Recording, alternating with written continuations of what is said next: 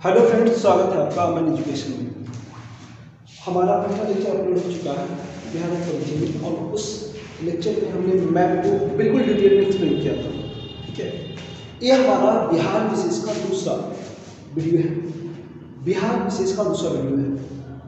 मैं आपको बता दूं, कभी मैं प्रीलिम्स को लेकर चल रहा हूँ। प्रीलिम्स से हमारा जो पहला टॉपिक था, बिहार विशेष, है ना। बिहार विशेष के जब अंदर आए तो हमारा उसमें पहला टॉपिक हो गया सब टॉपिक है, जिसको बोलते हैं बिहार परिचय, है ना। बिहार परिचय अपलोड करने से पहले इसकी वीडियो एक पहले वीडियो अपलोड मैंने किया था, वो मैप का वीडियो था। बिहार को बिल्कुल डिटेल में मैंने मैप को बताया है, और उस वीडियो को देखने के बाद इस वीडियो को देखिएगा। मैंने पहला वीडियो अपलोड किया है बिहार विशेष का, वो मैप का वीडियो है। उस वीडियो देखने के बाद आप इस वीडियो को देखिएगा, ठीक है। चलिए अब हम बिहार एक परिचय की को स्टार्ट करते हैं। मैं आपको बता दूं कि बिहार एक परिचय में मुख्य रूप से आपको सब ऑब्जेक्टिव क्वेश्चन दे रखे हैं। इससे ज़्यादा इंपॉर्टेंट नहीं है, देखिए आपके जनरल नॉलेज से लेकर काफ़ी इंपॉर्टेंट हो जाता है। इसे कुछ समझाने वाला नहीं है, बस एक पॉइंट फॉर्म में आपको लिख दिया गया है।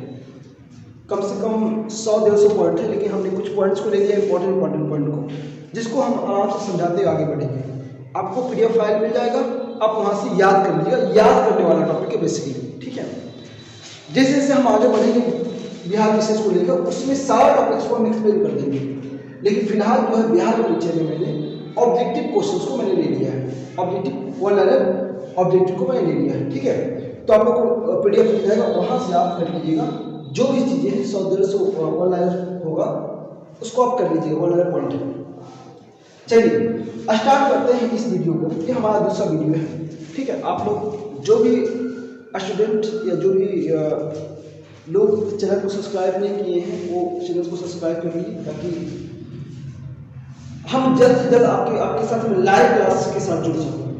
ये जरूरी नहीं कि आप सब्सक्राइब करें ताकि मेरा वो हो जाए, नहीं, आपके साथ हम जल्द से जल्द लाइव क्लास के साथ जुड़ सकते हैं, क्योंकि लाइव हम तभी आ सकते हैं जब हमारे पास 1000 सब्सक्राइबर हो जाते हैं, ठीक है। चलिए अब हम चलते हैं विषय वस्तु की ओर। हमारा दूसरा वीडियो है। चलिए देखिए, हम अगर बिहार के नाम की बात करें, आप नोट कर चलिएगा। अगर हम बिहार के नाम की अगर बात करें, अगर बिहार के नाम की बात करें तो आप यहाँ नोट करिएगा बिहार का नाम, है ना। इसमें मैं थोड़ा सा अलग से लिख ले रहा हूँ, नीचे देता हूँ बिहार,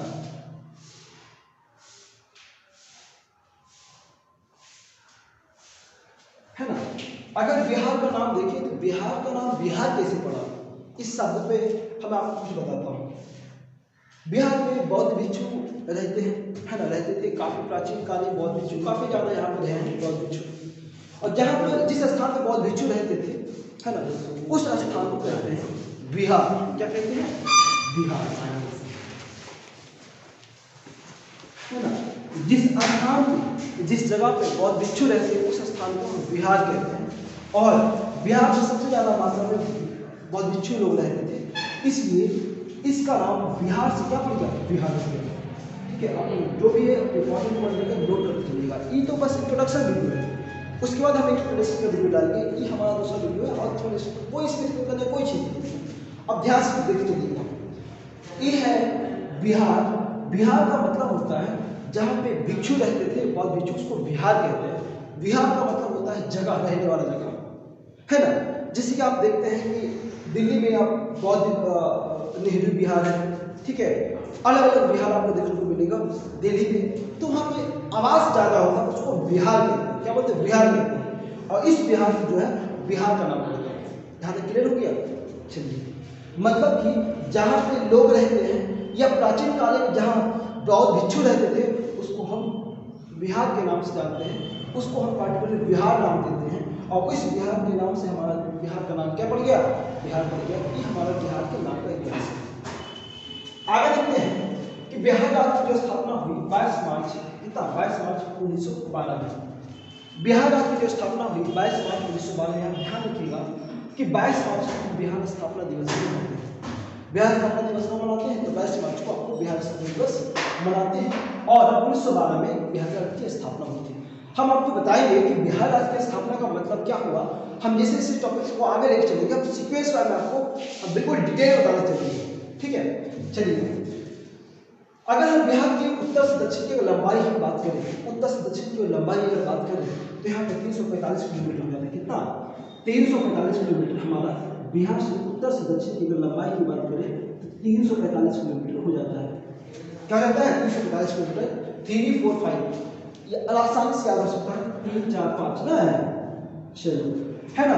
अगर हम उसमें डायरेक्शन की बात करें तो ऊपर वालों को हम नॉर्थ कहते हैं बाबू, इसको साउथ कहते हैं, इसको ईस्ट कहते हैं, इसको वेस्ट कहते हैं, इसको उत्तर कहते हैं, इसको दक्षिण कहते हैं,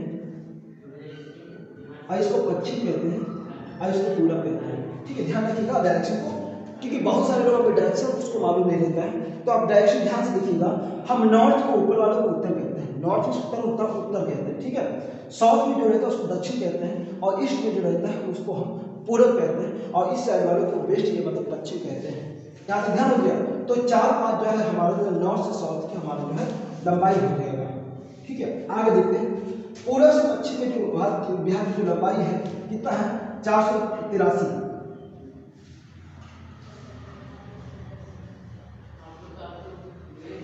ठीक है, पूरब से पश्चिम की हमारा जो लंबाई है 483 किलोमीटर है। ये 2 पॉइंट क्लियर हो गया। पहला आपका है राज्य की स्थापना कब एकदम डट हो जाना चाहिए, पॉइंट बिल्कुल माइंड में क्लियर होना चाहिए, ये सब जरूरी हो जाता है। उत्तर से दक्षिण 3 4 5, पूरब से पश्चिम 4 8 3, है ना, किलोमीटर कितना है। उसके बाद क्षेत्रफल की बात करें तो क्षेत्रफल की दृष्टि से बिहार सबसे बड़ा जिला जो है पश्चिमी चंपारण है। ध्यान रखिएगा, क्षेत्रफल की दृष्टि से बिहार का सबसे बड़ा जो जिला है पश्चिमी चंपारण है। फिर से मैं नोट करवा देता हूँ, अगर आप नोट करिएगा कि क्षेत्रफल की दृष्टि से बिहार का सबसे बड़ा जिला क्या हमारा, वो है हमारा पश्चिमी चंपारण। अब हम मैप में देखते हैं कि हमारा पश्चिमी चंपारण कहाँ मिलेगा, तो आपका पश्चिमी चंपारण ये है ना, ये आपका पश्चिमी चंपारण है, और ये बिहार का सबसे बड़ा जिला है। तो यहाँ लिखते हैं पश्चिमी, ठीक है, इसको हम पश्चिमी चंपारण कहते हैं, ठीक है। इस एरिया को हम पश्चिमी चंपारण कहते हैं, और जो कि हमारा सबसे बड़ा जिला है, क्या है, हमारा सबसे बड़ा जिला है पश्चिमी चंपारण। तो पश्चिमी चंपारण यहाँ पे आपको देखने को मिलेगा। एक बात और मैं बता देता हूँ कि पश्चिमी चंपारण में सबसे उत्तरी जिला है, बिहार का सबसे उत्तरी जिला कौन सा है? पश्चिमी चंपारण है। बिहार का सबसे उत्तरी जिला कौन सा है? पश्चिमी चंपारण है। यहाँ पे नोट करिएगा, बिहार का सबसे बड़ा पश्चिमी जिला कौन सा है? पश्चिमी चंपारण है। यहाँ तक उत्तरी जिला कौन सा? पश्चिमी चंपारण है। यहाँ तक क्लियर हो गया। आगे हम देखते हैं, बोलता है बिहार का सबसे दक्षिणी जिला। अगर हम बिहार के दक्षिणी जिले की बात करें तो यहाँ आपको नवादा देखने को मिलेगा, नवादा देखने को मिलेगा, और यहाँ पे जस्ट आपको मिलेगा गया देखने को मिलेगा, ठीक है। नवादा के जस्ट सटा को बॉर्डर लगता है, ठीक है। आप वहाँ पे पहला वीडियो में देखिएगा मैप का, वहाँ पे आपको बिहार के ऊपर मैप के बारे में बताया गया है। तो यहाँ पे आपको गया डिस्ट्रिक्ट का हमारा मिलेगा, जो कि सबसे दक्षिण वाला जिला माना जाता है बिहार का। मतलब कि बिहार का सबसे दक्षिण का जिला कौन सा है? बिहार का सबसे दक्षिण जिला गया है ना। मतलब गया जो है दक्षिण में रहता है, और सबसे हॉटेस्ट जिला भी हमारा कौन है? गया ही है। तो गया यहाँ पे देखने को मिलेगा, तो सबसे दक्षिण वाला, आप मैप देखिएगा, सबसे दक्षिण में और सबसे गर्म भी है। आपसे पूछिएगा बिहार का सबसे गर्म जिला कौन सा है? तो गया है। बिहार का सबसे दक्षिण जिला कौन सा है? गया है, ठीक है। उसके बाद बोलता है क्षेत्रफल की दृष्टि से सबसे बड़ा जिला कौन सा? पश्चिमी चंपारण। बिहार की सबसे उत्तर में कौन सा जिला है? तो पश्चिमी चंपारण। यहाँ तक क्लियर हो गया।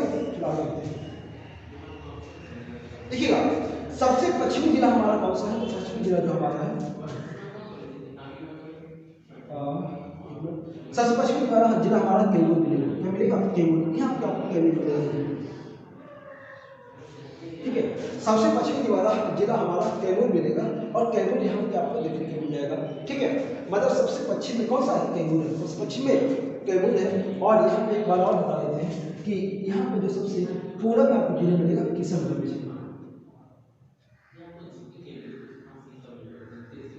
ठीक है। सबसे पूरब में किशनगंज, सबसे पश्चिम में कैमूर, सबसे उत्तर में चंपारण, और सबसे दक्षिण में गया। यहाँ क्लियर हो गया। क्षेत्रफल की दृष्टि से सबसे बड़ा चंपारण है ना। और एक चीज और बता दूं, हम आगे देखेंगे कि किशनगंज जो है सबसे पूर्वी जिला है। कौन सा जिला है? सबसे पूर्वी जिला हमारा किशनगंज है। यहाँ की जलवायु हमारा मानसूनी है। एक बात और बता दूं कि किशनगंज में नोट करिएगा, किशनगंज में नोट करिएगा, किशनगंज में बिहार की सबसे अधिक वर्षा होती है। क्या होती है?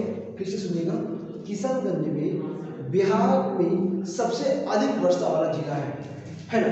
तो आप पूछिएगा सर न्यूनतम वर्षा वाला जिला कौन सा है? तो बिहार में सबसे न्यूनतम वर्षा वाला जिला जो है आपको दरभंगा कैमूर मिलेगा और रोहतास मिलेगा।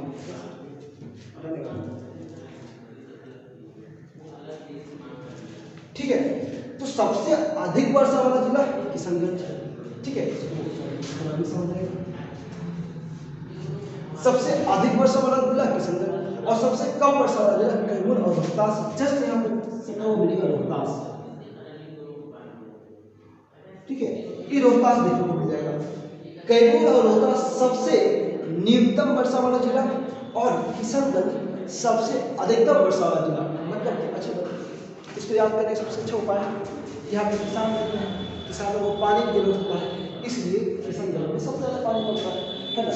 रोहतास में लोग रोते रहते हैं, इसलिए यहाँ पर वर्षा होता है, न्यूनतम वर्षा होता है। गया दक्षिण में है, चंपारण है उत्तर में, तो पश्चिम में, पश्चिम में नहीं, पश्चिम में कैमूर है और किशनगंज मिलेगा पूर्व में। ये हिमाचल उत्तर दक्षिण का जिला हो जाएगा। हाँ, बिहार की जलवायु की बात करें तो मानसूनी है। बिहार की जलवायु कैसी है? मानसूनी है। हम आपको बताएंगे कि मानसून का मतलब क्या होता है। जब बिहार की जलवायु में आएंगे तो उसको पढ़ाएंगे तो मानसून का मतलब क्या होता है और बिहार की जलवायु मानसूनी ही क्यों है। ठीक है, हम वीडियो डिटेल में देखिए। आगे यहाँ पर दिया गया है सबसे अधिक वर्षा वाला जिला किशनगंज और सबसे न्यूनतम वर्षा वाला जिला कौन सा है? कैमूर और रोहतास है। आगे देखते हैं, सर्वाधिक लिंगानुपात वाला जो जिला है हमारा गोपालगंज। क्या है? गोपालगंज।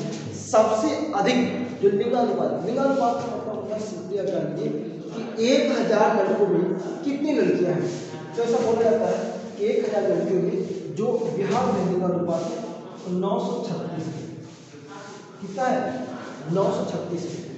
बिहार में लिंगानुपात 936 है। आप कहेंगे डेटा वैलिडेट करेगा, ध्यान रखिएगा 936 है। तो बिहार में लिंगानुपात कितना है? 936 है। क्लियर हो गया? मतलब कि 1000 लड़कों पर 936 लड़कियां हैं। ठीक है, और सबसे अधिक लिंगानुपात का मतलब होता है कि इस गोपालगंज में सबसे ज्यादा दर्ज होता होगा बॉयज की कक्षा। मतलब कि 1000 बॉयज में किस राज्य में सबसे अधिक दर्ज मिलता होगा? गोपालगंज।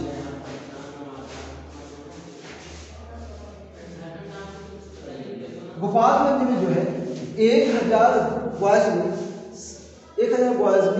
अधिक संख्या में गर्ल्स मिलता होगा। 936 से ज़्यादा रहता होगा, ये तो एवरेज बताता है ना, तो वो रहता होगा। ठीक है, उसके बाद सबसे न्यूनतम वाला जो बात करें तो सबसे न्यूनतम वाला जो होता है इसको कहते हैं कि 1000 बॉयज में सबसे न्यूनतम गर्ल्स किस डिस्ट्रिक्ट में, किस जिला में। ठीक है, तो ये भी एक क्वेश्चन बन जाता है। आप लोग बताइएगा कि सबसे न्यूनतम लिंगानुपात कौन सा है, किस डिस्ट्रिक्ट का है? बिहार राज्य। ठीक है, और एक चीज और आप लोगों को पूछ रहे हैं कि आप लोग बताइएगा कि भारत का लिंगानुपात क्या है ना, ये आपको बताइएगा। उसके बाद भारत में दूसरा क्वेश्चन वाला है, भारत में सबसे अधिक लिंगानुपात किस राज्य का है? तो 3 क्वेश्चन आप लोग के लिए। पहला, भारत में लिंगानुपात किस राज्य का, भारत का लिंगानुपात कितना है और बिहार का सबसे न्यूनतम लिंगानुपात किस डिस्ट्रिक्ट का है। इतना आप हमें कमेंट सेक्शन में बताइएगा। आगे देखते हैं, जो प्रथम दूरदर्शन प्रसारण केंद्र है मुजफ्फरपुर में स्थापित किया गया है ना। कहाँ पर स्थापित किया गया था? मुजफ्फरपुर में स्थापित किया गया था। और प्रथम दूरदर्शन केंद्र है मुजफ्फरपुर में स्थापित किया गया था, जहाँ पे दूरदर्शन का प्रचार होता है, प्रसारण होता है, जहाँ से दूरदर्शन हमारा प्रसारित होती है। ठीक है, प्रथम मैथिली फिल्म जो है कन्यादान है। आपसे ये प्रश्न पूछ लिया गया था, कन्याकुमारी है। ठीक है, उसके बाद अगर देखें प्रथम हिंदी समाचार देखिए बिहार बंधु। प्रथम हिंदी समाचार कौन सा है? बिहार बंधु है। हम सबको डिटेल में देखेंगे, अभी फिलहाल हम इंट्रोडक्शन ही दे रहे हैं। प्रथम हिंदी फिल्म कौन सा है? कल हमारा है। प्रथम हिंदी फिल्म जो है बिहार का वो कल हमारा है। उसके बाद प्रथम राजपाल जो बिहार का, प्रथम राजपाल जो है ये आप जानते हैं जगराम दास दौलतराम आप जानते ही हैं, तो हमारा प्रथम राज्यपाल है। और महिला मुख्यमंत्री से सब जानते हैं आप लोग, तो राबड़ी देवी है।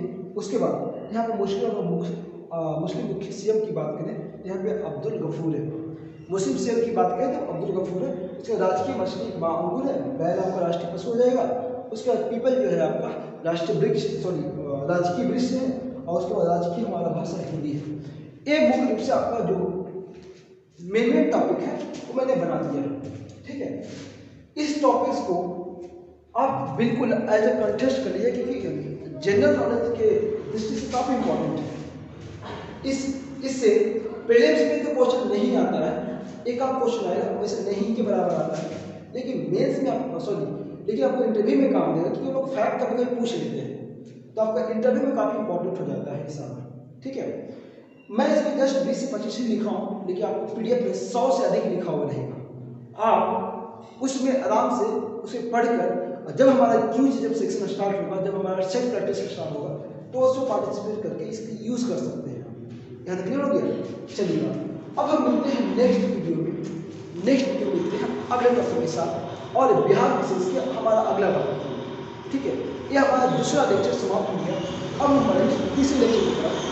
इसमें कुछ समझाने वाली बात नहीं, जस्ट जो भी चीज़ तो मैंने बता दिया, और इसे आप वन लाइन जो पॉइंट समझते हो आप इसे कर लीजिएगा पीडीएफ के द्वारा, ठीक है। मिलते हैं नेक्स्ट वीडियो में, तब तक के लिए नमस्कार, धन्यवाद और जय हिंद।